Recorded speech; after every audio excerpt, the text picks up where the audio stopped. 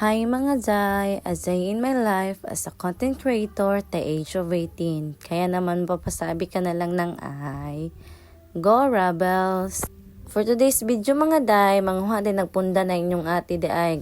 Atik gamay, kapoy unya. O sa dihang gisugdan na dayon nas inyong ati diha Day o panghuhagpunda Day.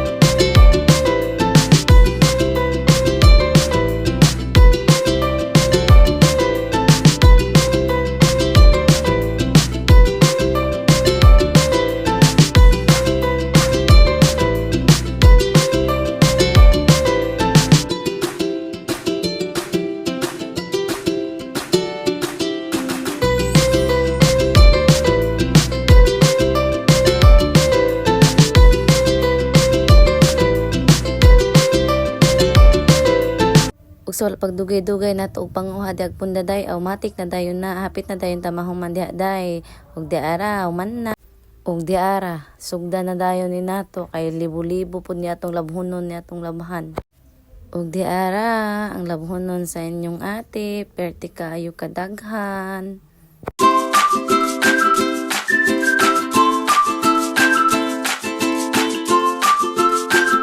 Usa na to sugdan natong mga labhonon aw mga pisa ta diha kay aron na atay kusog.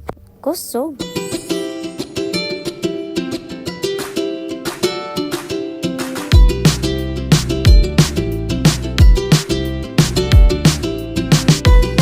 Ug sa wala kay baw basic ra kung mag-inom og kape ug di ara nilingkod nas mama. Sa wala kay baw sad si mama di ang manglaba dayon ako dayon ang mga hihay kay natandog man ko. Og di ara og matik ang anak aw matik dayon ang inahan nakawaswas Day og nangahayhay na dayon na inyong ati Day. Sa wala kay baw na nilingan Day kog pangayhay Day kay di man kaigo sa mga hayhayan Day.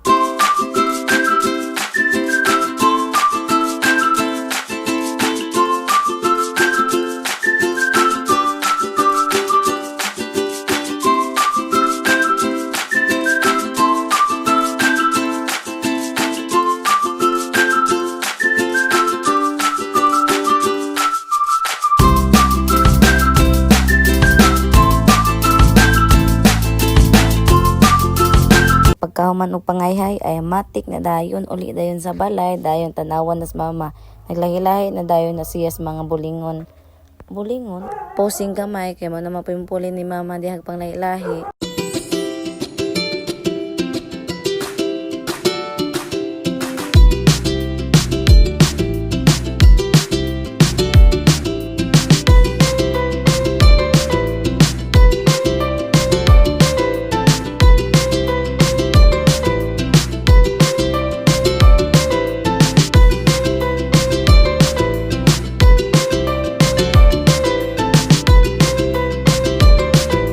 Ug sa wala pagdugay-dugay dihag panglahi-lahi Day sa inyong ate automatic na dayon nagipangayhay na dayon ng mga nilabahan Day.